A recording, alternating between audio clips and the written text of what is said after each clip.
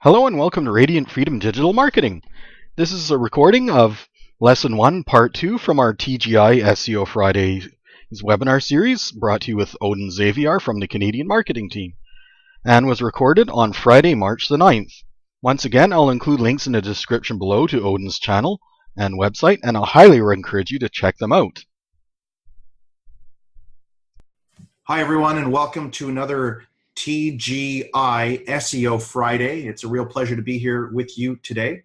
My name's Odin, and I am helping to facilitate this for the Canadian marketing team, and we're here with Jason Ross of Radiant Freedom. Jason, thank you for being here and for going through our next session on search engine optimization and how we can become better at that process for our marketing and our business. Really appreciate you being here today and doing this for us. Thank you. Yeah, thank you. It's a pleasure once again to be here again. And so, without any further ado, let's just jump into it. So today we're covering part 2 of lesson 1. Of course, just to recap, in part 1, we went over a broad overview of what search engine optimization is and what the goals of search engines are, and define some keywords. Now, speaking of keywords, this is what we'll be covering in this part of the lesson. We'll be spending the entire time focusing on keywords.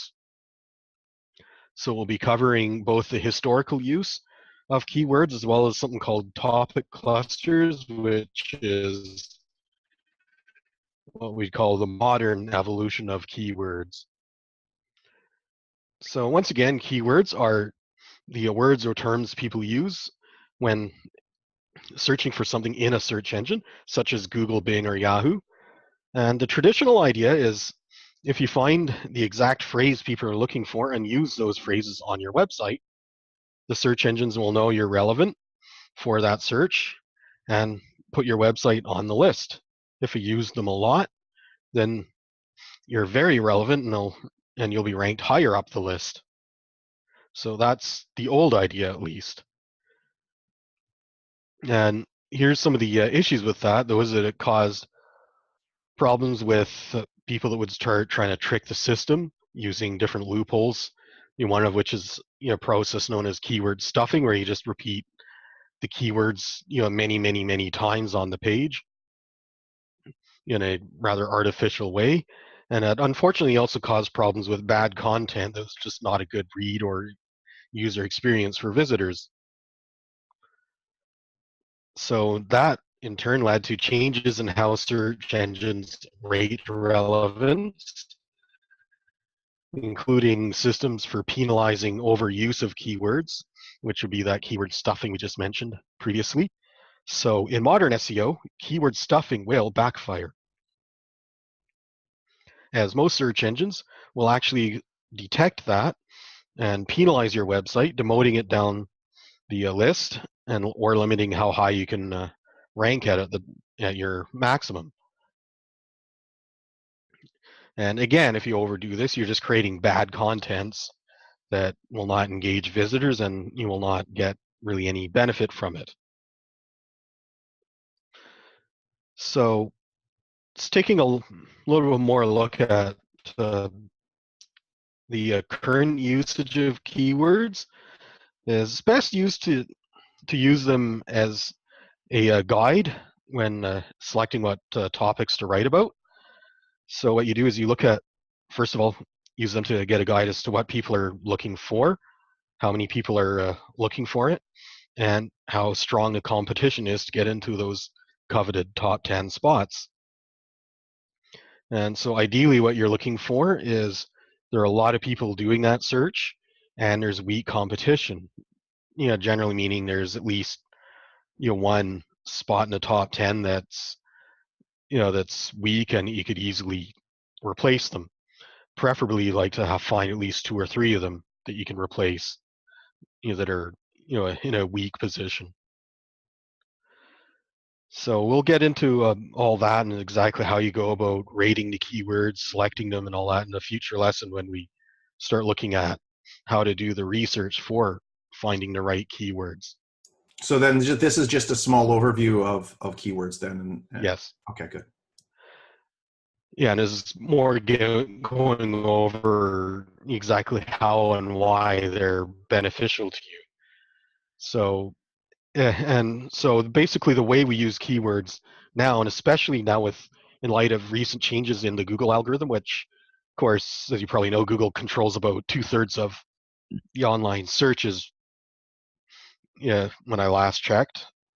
So they're still the dominant force. So really what their algorithm does is really what you want to focus on. And the way their algorithm has been updated around 2017 throughout the year, they were making a bunch of tweaks to it, which means that by 2018, so this year, one of the things that really works well is what's called topic clusters. And here's the idea is you write contents about a bunch of topics that are related to the keywords you want to rank up in. Don't worry about how many times you use those keywords. And then what you do is you write, an article that will cover a specific set of topics in a very broad sense. So what it does introduces a bunch of you know shallow coverage of big topics. Might cover two or three subtopics or more, and then the idea is that you then expand on those points in other articles known as your child articles, which will cover a single or a small number of the broad topics you brought up in your parent article. And the idea is that once you create your child articles, you then link your parent or pillar article to its child articles. And I'll get into a specific example of this in a few moments. And the child article can link back to the parent article. It can also link to other child articles or sibling articles, if you will, within the same cluster. But you should not link any articles within one cluster to a different cluster. So to give you a general idea of what a cluster looks like, here's sort of a general idea. So you have your pillar article in the center there, which is a broad topic of the cluster. Then you'll have, let's say, topic 1, topic 2, topic 3, topic 4, which will then each expand on, the various points made in your pillar article. Now, a child article can also become a pillar article of its own cluster.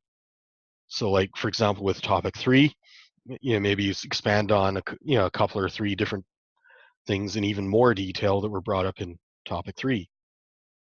So now we're going to move on to an example of a specific way that you might use a topic cluster. So let's say you write an article for a health and wellness blog.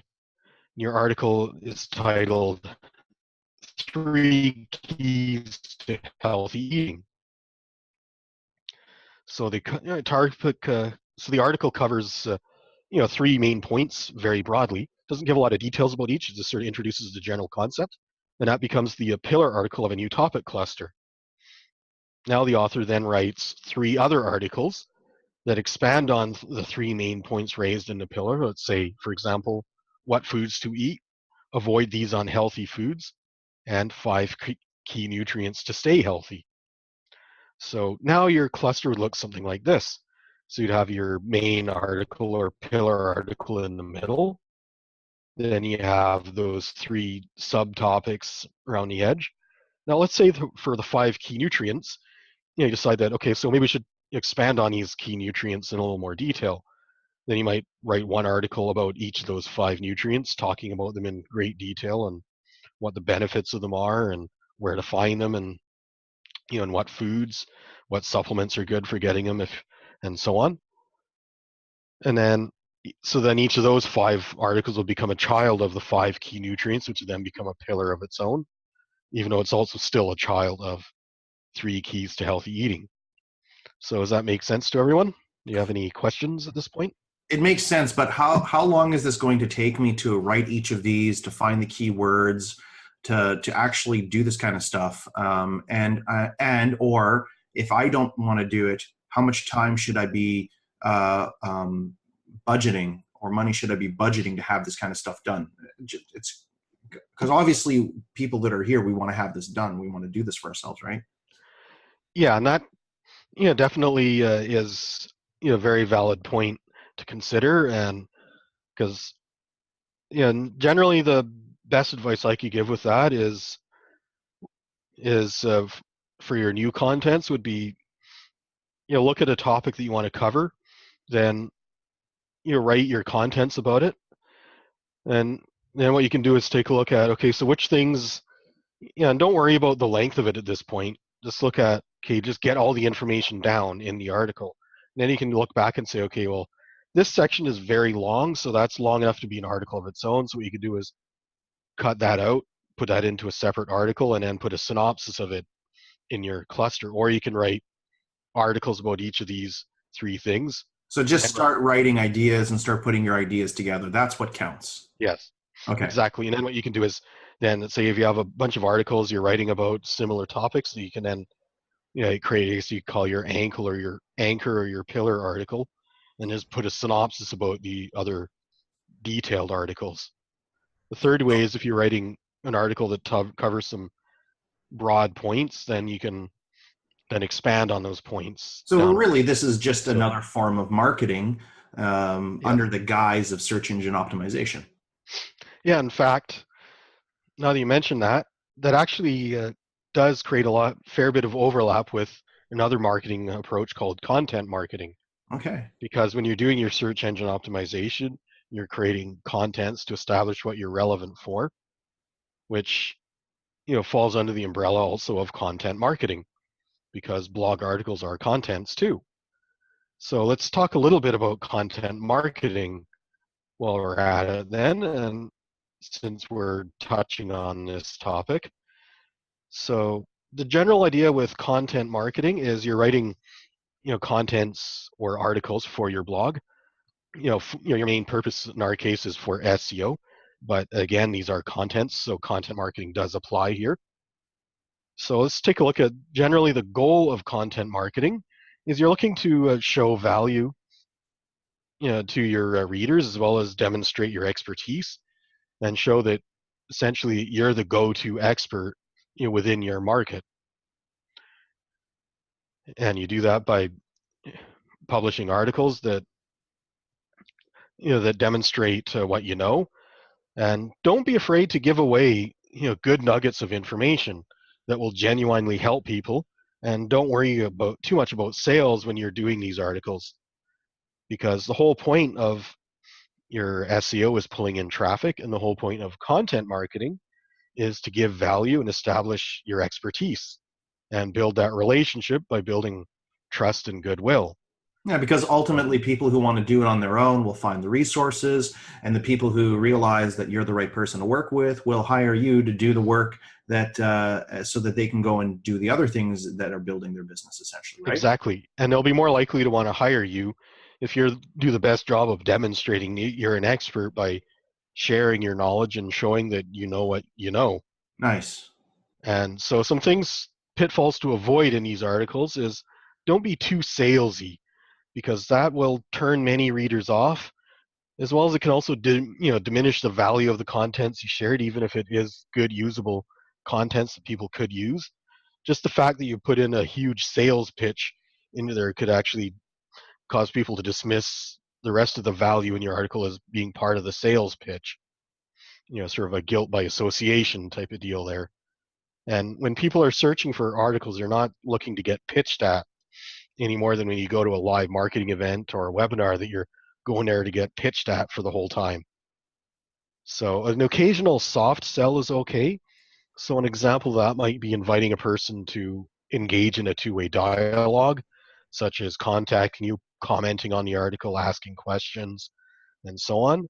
Would you agree that the 4 elements of marketing are important in the sense of your article wants to get attention, it wants to follow the headline rules, you want to make sure that you're engaging the individuals with relevant content, giving them true education, and then you can make a special offer at the end if they want to continue to communicate with you?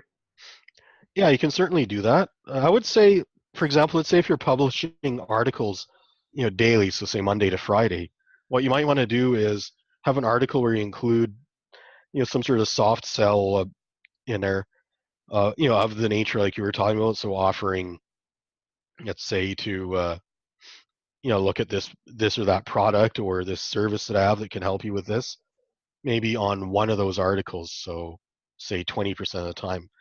Depending on your market and how frequently you publish, you could get away with a little bit more, might have to do a little bit less. It just depends on your audience and where their tolerance level is, which really the only way you can really find that out is by doing your homework and looking at what industry standards are, or just doing trial and error. And when you hit that threshold where you start seeing people disengaging from you, getting mad or anything like that, know that, okay, so this is so back off. And let's say if it's 30% of your articles is upsetting people, then okay, maybe go down to 20%. If that's people seem to be happy there, then that 1 in 5 is the limit that I can do. Make sense? Yep. Yeah, so that's sort of the idea. And again, the other times you can do like soft, not like buy now type sells, but soft sells where you're saying, leave us a comment to let us know what you think, let us know what other questions you have, or invite the person to contact you or offer them some sort of extra gift for engaging in a two-way dialogue, subscribing, anything like that. Because those are what I'd call soft sells. It's not asking a person to just immediately read this article, give me your money type sells. And that's sort of the ones I'm talking about with hard sells that you want to try and avoid, and which can make your article seem too salesy, if that makes sense. It does. Yeah, because again, the primary goal when you're creating these contents is, number one, you're wanting to show what your business is relevant for so that people will find your website. And number two is you're wanting to show your expertise so that people that see your articles will be more likely to specifically seek you out when they have a need for something. So for example, somebody needs so for example, going back to our health and wellness articles, maybe it's a person who's a professional nutritionist is releasing those articles, and the idea being that someone who comes across that who's having health problems and he wants to find out what role nutrition is playing in it and what role nutrition could play in becoming more well, then that person's read those articles, they've tried some of those tips, tried some of the foods, and found that their condition has improved a little bit, but they want to get more results faster, so they contact that nutritionist who wrote those articles, book an appointment ahead, and now become a patient of that expert. And that's sort of the idea, is that you're creating that relationship over time.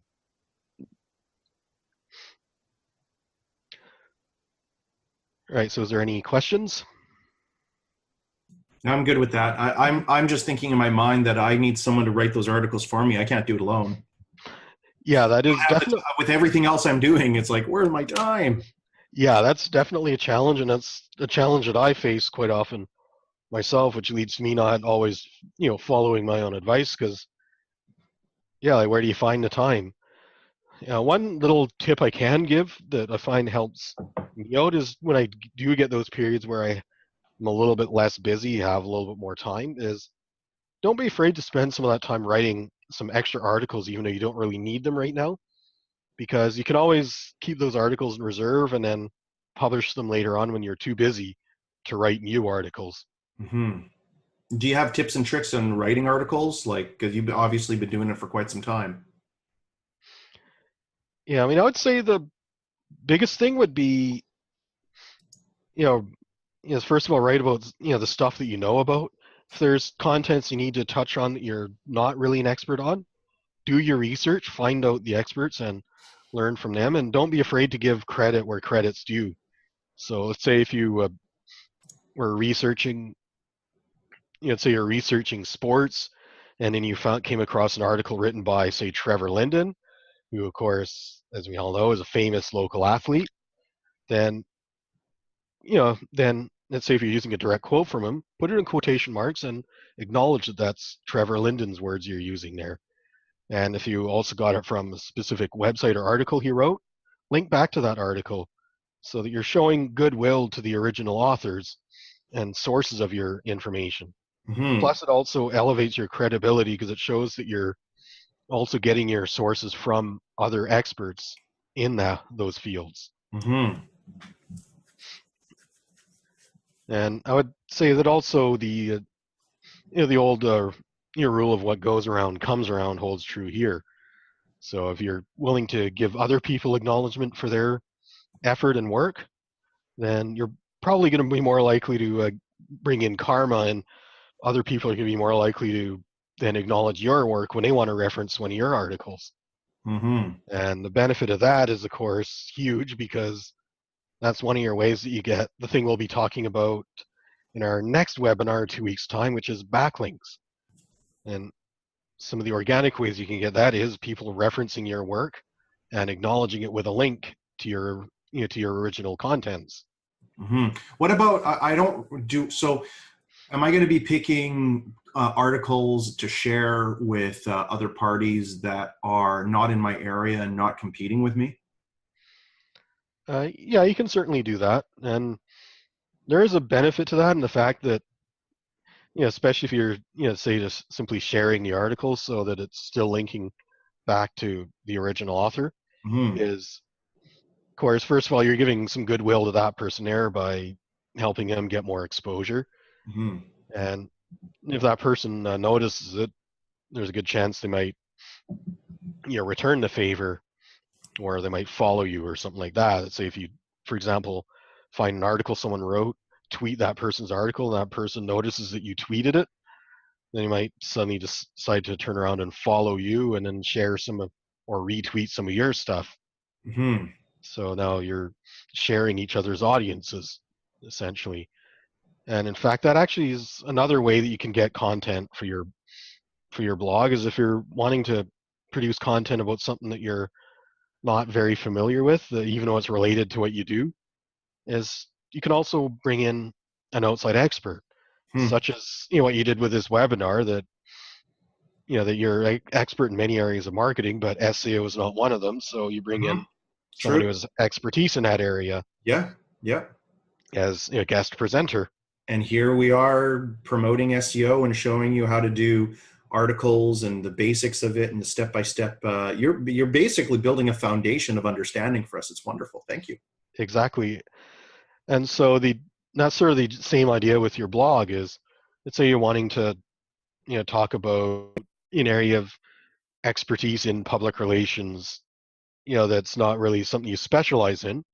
Maybe you wanted to talk about, for instance, media relations, which is maybe an area that's that others have more expertise in. So you reach out to media relations specialists. One of them decides to write an article for you. So now you get that credibility that you have a person who's, let's say, a leader in that industry is now appearing on your website and on your blog. That person's likely going to share the fact that they were invited to guest appear on someone else's platform. So that's going to give you some exposure to their audience, and maybe that person decides to also do a reciprocal agreement where they know that they're experts at media relations but not necessarily at crisis communications, so then they maybe invite you to in return write an article for their blog and their website on crisis management, some Oh, topic cool. to that. So now you just now also gained additional exposure to that person's audience because they're now seeing your work on that person's website. Well, that's awesome. So these are all different ways that you can get contents. Of course, the third way is you can hire a ghostwriter to research and write contents on your behalf, or to take raw information that you feed them with and produce that into actual articles. Awesome. And in fact, when people go onto my standard SEO plans, that's actually one of the services I do is I'll provide them with a certain number of articles, each month or week, depending on, the level of service they're on. Hmm. And, and I'll, work with, ghost writers that'll, deliver the contents and then make sure that, you're happy with the contents before it goes live. Awesome. So you take care of all those issues. That's great. Yeah, exactly. That's great. So So the choice is you can do it yourself, you can partner with people, or you can work with a company like Radiant Freedom that will help you out with that. Jason, exactly. thank you so much for helping us, and really look forward to learning about backlinks in the next couple of weeks. And in the Yeah. meantime, how can people get a hold of you? Yeah. So once again, and I actually was supposed to add this information to the slide, which I forgot. Unfortunately, I've been recovering from a Oh, good. nasty flu that's been going around. But so yeah, you can reach me by email at Jason Ross. That's JASONROSS at radiantfreedom.com. Perfect. And you can check out the YouTube channel too. Exactly. And and for those that'll be watching this on the YouTube channel, there will be a link to my website as well as to Odin's YouTube channel in the description down below. Yeah, you guys just like So, and subscribe to our YouTube channels. That'll help us out a ton. yeah, exactly. Okay. So, it's been a real pleasure presenting, and once again, in 2 weeks' time, which just double check quickly the exact date, so that would be March 23rd, we'll be covering your introduction to backlinks. Perfect. So, Wonderful. Well, thank you so much, Jason, and we'll talk to you in a couple of weeks. yeah, we'll see you all in a couple of weeks. Once again, thank you for watching our webinar. If you found it helpful, make sure you hit the thumbs up button to let us know. If you have any questions or feedback on the webinar, feel free to leave them in the comments down below. If you're not subscribed, be sure and subscribe to get updates of more awesome content coming up. I also recommend you check out Odin's channel once again, link in the description down below. The schedule for our upcoming TGI SEO Fridays webinars is also in the description down below, along with the link to attend live on Zoom. I highly recommend you get on there live, as you'll have the chance to ask questions and get them answered live on the webinars. Now, once again, remember, you're awesome. Show sign you're awesome for the world to see. This has been Jason from Radiant Freedom. Bye for now.